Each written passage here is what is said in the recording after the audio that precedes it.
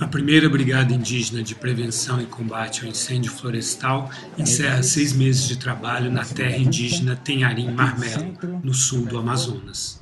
O nosso trabalho esse ano foi resumido mais a sensibilização e conscientização junto com os indígenas nas aldeias no entorno da Transamazônica, que era sensibilizar na parte das roças, aos manejos da floresta, qual que eles iam perder, o que eles iam ganhar, ao não cuidando na hora de tocar o fogo.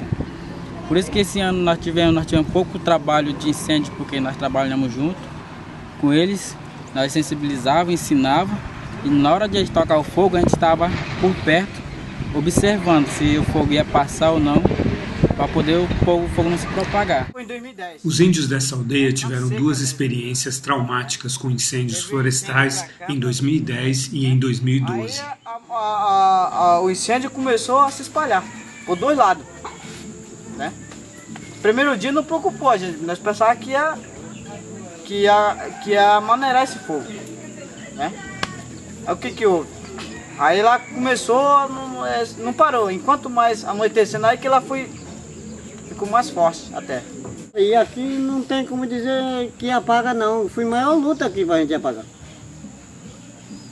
E os pessoal aqui entraram nessa mata aqui, pra cá, foi não sei onde aí, entraram pra cá, uma turma pra ali, apagava de um jeito pra lá e pra cá já tava pegando. Quando eu apagava pra cá, já estava pra cá, eu não sei. E era uma que entrou à noite, então ficava vendo que em São Paulo, aqui era luz pra todo lado. Ficava bem claro, para não anoitecia mais não.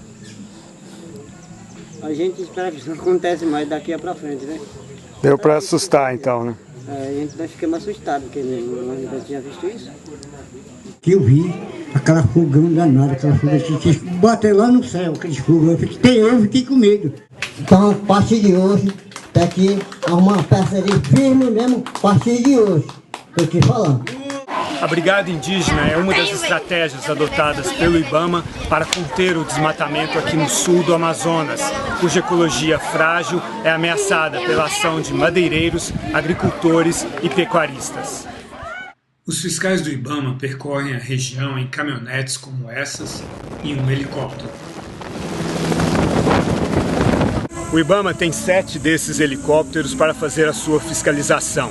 Este aqui é usado no sul do Amazonas. A gente vai sair agora numa operação de fiscalização do IBAMA por helicóptero. Na maior parte do estado do Amazonas, o que se vê ainda são florestas intocadas. Mas o sul do Amazonas está sob pressão. De agosto de 2012 a julho de 2013, o desmatamento aumentou 7% no Amazonas, bem menos do que em outros estados da Amazônia Legal. Mas o índice preocupa pelo fato de o Amazonas ser o último grande território de floresta preservada no país.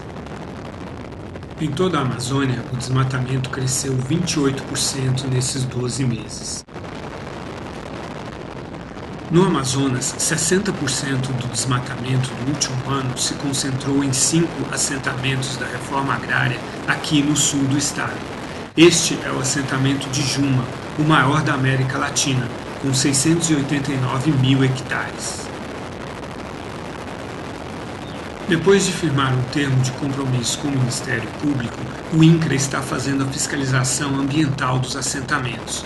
No dia seguinte ao nosso sobrevoo, 2 fiscais do INCRA embarcaram no helicóptero do IBAMA para um reconhecimento dessa área. Quem não tem perfil para a reforma agrária é expulso dos assentamentos. Os beneficiários que cometem crimes ambientais são obrigados a regularizar sua situação.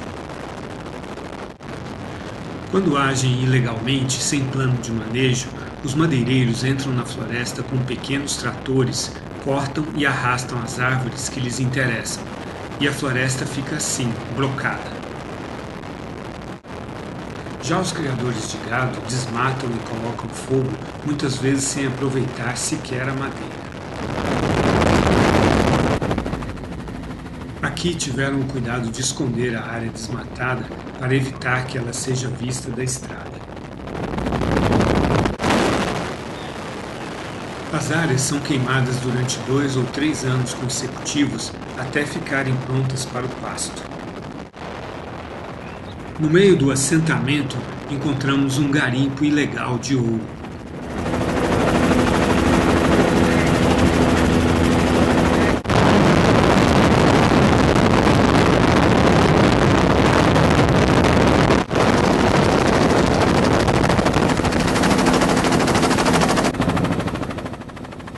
Mas ainda existem também visões como essa.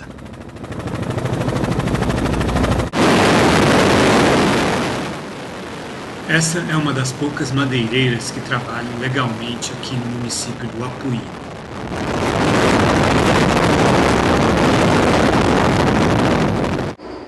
Samuel Martins é presidente da Associação das Madeireiras de Santo Antônio do Matupi, que reúne 30 empresas. Nós temos um grande problema com regulação fundiária. A maioria dos produtores que estão aqui há 10 anos, 15 anos, 20 anos, não tem sequer uma licença do INCRA, tá? Uma licença de ocupação, alguma coisa assim. Mas vieram para cá por quê? No começo, quando o INCRA chegou aqui, o INCRA distribuiu terras, ele fez a reforma agrária, né? E colocou criou-se alguns assentamentos e colocou o pessoal aí. E o INCRA foi embora. E o pessoal, aqueles que conseguiram ficar, foram desmatando, foram fazendo aquilo que podiam fazer, até porque a legislação do INCRA, a exigência do INCRA na época, era que só conseguia pegar o documento se desmatasse. 50% era a taxa de desmatamento. Quem desmatasse até 50% pegava o documento da terra. Tá? Essa era a política, né? Com o tempo isso mudou muito. Hoje o Amazonas é 20% só que pode desmatar com licenciamento. Mas como é que um pequeno produtor consegue o licenciamento? Não existe o órgão mais próximo do INCRA, que está aqui a 180 quilômetros, no Maitá. Às vezes o cara não tem sequer o dinheiro para se alimentar, para manter a sua família, quanto mais para correr atrás do órgão. O órgão deveria estar fomentando a situação desse camarada, que ele assentou ele aqui. Aí deixou ele sem estrada, deixou ele sem documento para tirar licenciamento, sem contar que o licenciamento é difícil, tá? E cada ano que passa fica mais difícil para você conseguir licenciamento. Aí eu tive com a ministra do Meio Ambiente, há um mês atrás, e ela me disse o seguinte: vocês podem desmatar os 20%, mas com licenciamento. Agora, quem é que vai tirar o licenciamento sem documento de terra? Primeiro obstáculo, pré-requisito para liberar o licenciamento, é justamente o documento da área. Nem todos os que estão aqui trabalham de forma ilegal ou desonesta. E hoje nós temos um grande problema aqui para conseguir trabalhar, que é justamente a ausência do Estado aqui para organizar a situação de produção, ou a presença desastrosa do Estado aqui criando, né, situações de conflito, né, com essas ações aí espetaculosas do IBAMA, voando de helicóptero. Quer dizer, a gente sabe que tem que coibir o que está errado, mas isso aí nem de longe, né, contribui para evitar o desmatamento. O trator estava acompanhando um gado, estava na comitiva. Aí na estrada deu um problemazinho no trator, deixaram o trator parado e foi continuar levando o gado. O trator estava levando o sal para o gado, levando o rancho para o pessoal. Nesse intervalo que o trator ficou parado, o IBAMA achou ele lá, desceu com o helicóptero, colocou fogo no trator, colocou fogo no sal que estava na carreta, queimou a carreta, queimou o sal, queimou a mudança do rapaz que estava, documento, toda a documentação dele, roupa dele, tudinho, foi tudo queimado. O fiscal Roberto Cabral, acusado dessa ação, negou que ela tenha ocorrido.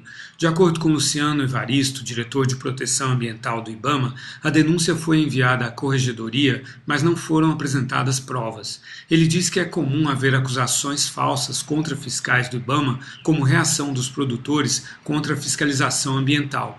O diretor disse ainda que só é destruído o maquinário encontrado em terras da União, como áreas indígenas ou parques nacionais, e que não puder ser apreendido.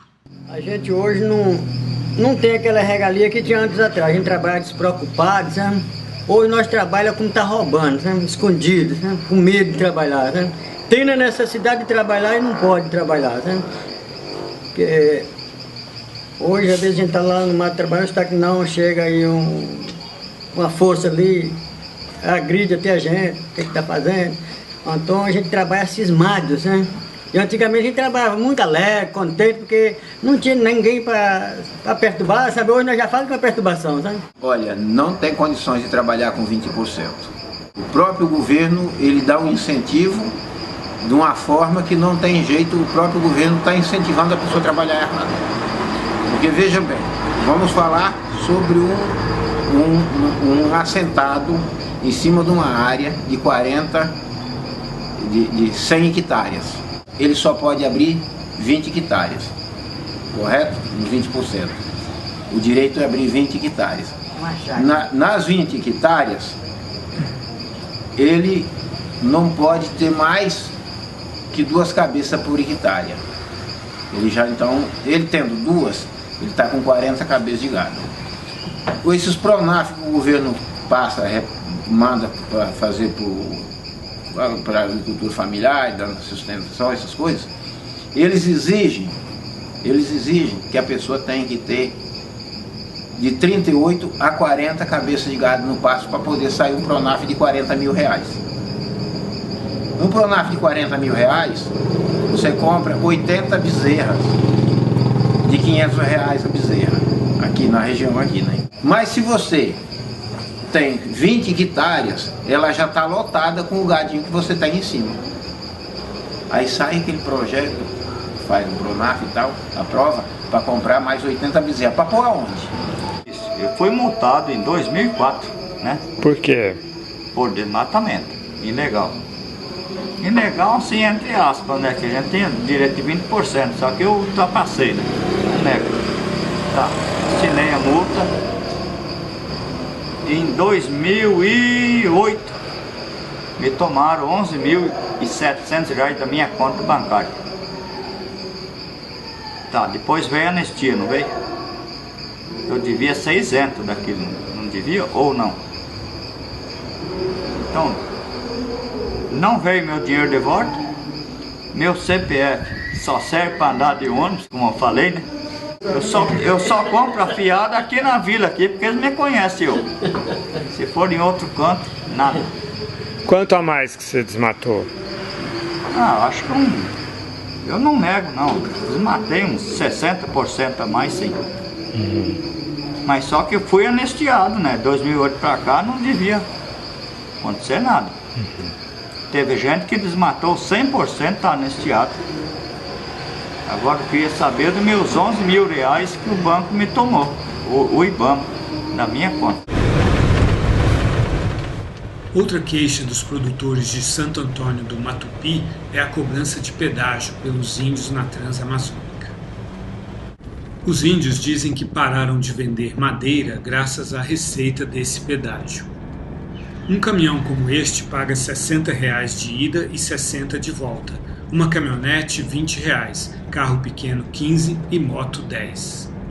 Aqui ficou para o parque. Mas o grande obstáculo à obtenção de licenças para a exploração da madeira e para desmatamento é a falta de títulos de propriedade.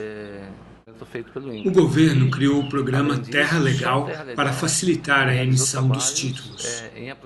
Resoli Casarim foi contratado pelo programa para fazer o georreferenciamento das propriedades no Matupi. 700 ocupações, que são os trabalhos que vão passar pela análise da Terra Legal para serem titulados.